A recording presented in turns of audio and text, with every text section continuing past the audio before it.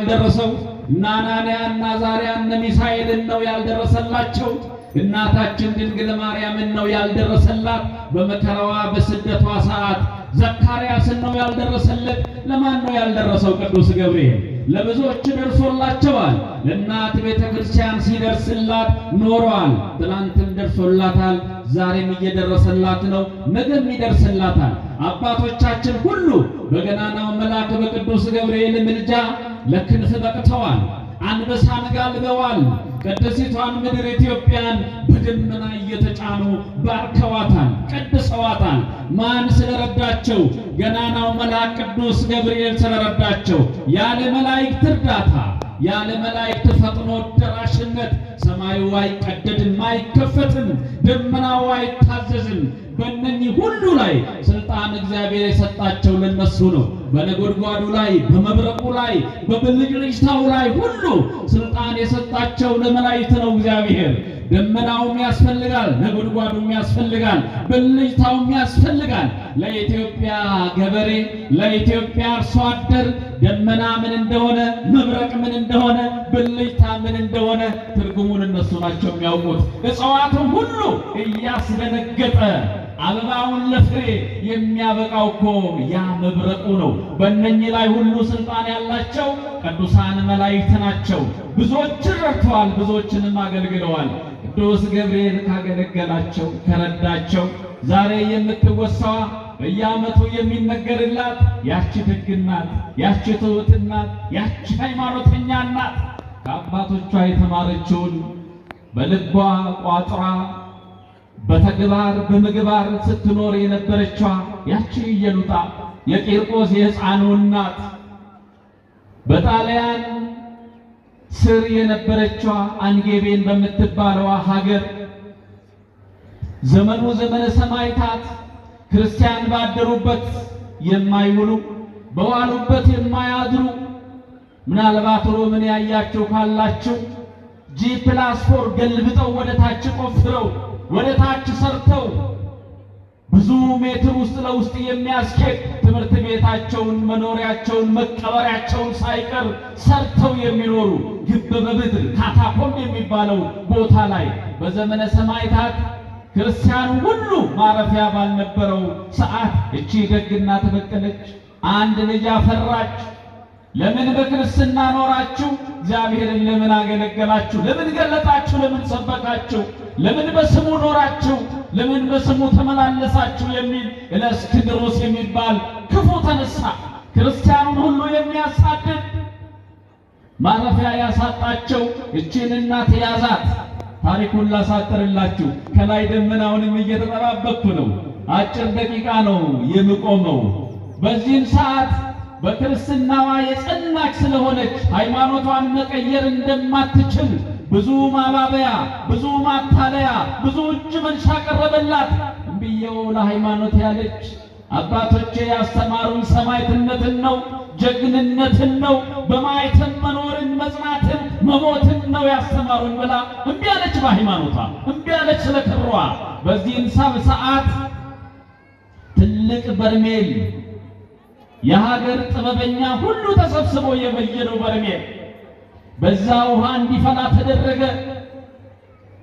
ሊቃውንቱ ድምፃ ለጽል ከመነጎድጓድ ክረምት እያሉ ሲዘምሩ ነበረ። በዜማ እንደ ክረምት ነጎድጓድ ድምፁ ይሰማ ነበረ። የውሃው ፍላት ሲፍለቀለቅ ይሰማ ነበረ። እዛ ውስጥ እጅ ለእጅ ተያይዘው እንዲገቡ እዛ ውስጥ እንዲቀቀሉ እለእስክንድሮስ አዘዘ። ኢየሉጣ ልጇን እየጎተተች ቀረበች። ውሃው ያስፈራል ድምፁ። በዚህ ሰዓት በልቧ ፈራች። ስለ ሃይማኖቷ አይደለም የፈራች። እንዴት አንድ ልጄን በዚህ ዕድሜ ያገኘሁትን ቂርቆስ ልጄን እያየው አይብለው እያየው ይቀቀል። እናቶች የልጅን ጣይር የልጅን መከራ የልጅን ጣዕም እናንተ ታውቃላችሁ። ብትሞቱ እንጂ ልጆቻችሁ እንዲሞቱ የማትፈቅዱ የማትፈልጉ ክፉ ልጅ ቢሆን መልካም ቢሆን ወላጆች መቅደምን ነው የሚፈልጉት። ብናገለግላቸውም ባናገለግላቸው፣ ብናከብራቸውም ባናከብራቸውም እንደ ወላጆቻችን ሕግ እንደ ቤተ ክርስቲያን አስተምህሮ እንደ ትእዛዝ እግዚአብሔር ብንኖርም ባንኖርም ሞቱ ሁሉ በእኔ ላይ ይምጣ ይላሉ። ከልጄ ቀድሜ ልሙት የልጄን ሞት አያሳየኝ ስለሚሉ ፈራች። እንዴት ልጄ ይሙት በዚህ ዕድሜው ገና ሳይጠነክር ሕፃኑ ቂርቆስ እንዴት ይሙት? እንዴት በውሃ ይቀቀላለች? አዘነች።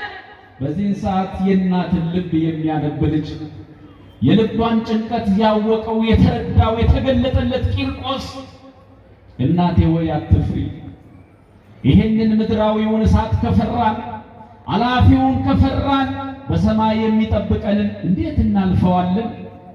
ልብሷን እየጎተተ አስጠጋት።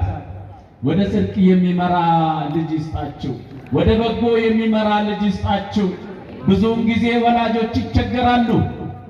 ዥንጉርጉር ልጅ ይወልዱና አንዱ ጠንካራ፣ አንዱ ሰነፍ፣ አንዱ ብርቱ ሃይማኖተኛ፣ አንዱ ደግሞ ግዴለሽ ይሆኑና ይቸገራሉ። እናቶቻችን ምሳሌ የሚሆኑ ልጆችን ያብዛልን። እንደ ኢትዮጵያ የሚቆሙ የሚያቆሙንን፣ እንደ አፍሪካ የሚያስቡ ልጆችን፣ ቅዱስ ቂርቆስን የሚመስሉ ልጆችን ያብዛልን። የቅዱስ ቂርቆስን በዓል እያከበሩ ገድሉን እየሰሙ ዜናውን እያዳመጡ እየተማሩ መሄድ ብቻ አይደለም። እየሉጣን መሆን ይጠይቃል። ጥንካሬ ቂርቆስን መሆን ይጠይቃል። ወላጁን የሚመራ የወላጆች አስባራኪ ልጅ ሆኖ ሳለ የወለዳችሁት ልጆች ይውለዷችሁ ይላሉ አባቶቻችን። ይሄ እኮ ነው። የወለዳችሁት ልጆች የሚወልዷችሁ አንድም በሃይማኖት ከእናንተ ቀድመው ምልክት በመሆን አራያ በመሆን መስዋዕት በመሆን ሰማዕት በመሆን በሌላ መልኩ ደግሞ የማታ ማታ የቦረቃችሁበት የለፋችሁበት የደከማችሁበት ያገለገላችሁበት ያ ጉልበት ሲከዳችሁ የማታ ማታ በኢኮኖሚ አባዬ እኔ ደርሼልሃለሁኝ የማንም መጫወቻ አትሆንም አርሻ በላሃለሁኝ አባዬ ደርሼልሃለሁኝ ትምህርቴን ጨርሻለሁኝ እኔ አበላሃለሁኝ አጎርሳሃለሁኝ ካንተ የምፈልገው ኑራኬ ነው ምርቃት ነው። ይሄ ነው መውለድ። የማታ ማታ አባትን መውለድ፣ እማማን መውለድ፣ ወላጆቻችንን መውለድ ብዙዎቻችን አቅቶናል። በእኛ ስንቶች ወላጆች አንገት ደፍተዋል፣ አቀርቅረዋል። እውነት እኔ ነኝ የወለድኩት እኔ ነኝ የወለድኳት ብለው ስንቶች ምስኪን እናቶቻችን ዋጋ ከፍለው ጦም እያደሩ እንጨት እየሰበሩ እንዳላስተማሩን፣ እንዳላሳደጉን፣ እንዳልተንከባከቡን ውበታቸውን እኛ ላይ እንዳላዩ ቢያምርባቸው ባያምርባቸው ቢለብሱ ባይለብሱ ልጇ ይልበስላት እንጂ ልጇ ይመርባት እንጂ አባባ ምን ቸገረው ልጁ ጎረምሳው ይመርለት እንጂ ውበቱን ልጁ ላይ የሚያይ ስንት ወላጅ አለ። ታዲያ ዋጋቸው ይሄ ነው? ከፍለናቸው ይሆን? አገልግለናቸው ይሆን? እንደ ቂርቆስ መርተናቸው ይሆን? የቂርቆስን ልብ ያድለን ወገኖች። ወደዛ ወደሚፍለቀለቀው እሳት እየተያዙ ሲሄዱ ልክ እሳት ውስጥ ምድግ አድርገው ጋን ውስጥ ሊጨምሯቸው ሲል ያ ፈጥኖ ደራሽ መልአክ፣ እንባ አባሹ መልአክ፣ የድሆች መልአክ፣ የሁሉ መልአክ፣ ለሁሉ ፈጥኖ የሚደርሰው ኦፈ አርያም ቅዱስ ገብርኤል በዛሬው ቀን እየበረረ እነሱ እሳት ውስጥ ሲገቡ እሱም አብሮ እኩል ገባ። ያ ይፍለቀለቅ የነበረው ውሃ ከበረዶ 7 እጅ ቀዘቀዘ። እግዚአብሔር በኑሯችሁ፣ በትዳራችሁ፣ በውሎ አዳራችሁ፣ በአቀበት ቁልቁለት ጉዟችሁ ሁሉ እሳት የሆነውን እግዚአብሔር ያብርድልን። እውነት ነው። እሳቱን የሚያጠፋ ማን አለ? ቅዱስ ገብርኤል በሉ እስቲ። ቅዱስ ገብርኤል አለ። እውነት ነው። ምዕራባውያን ምን ያስባሉ?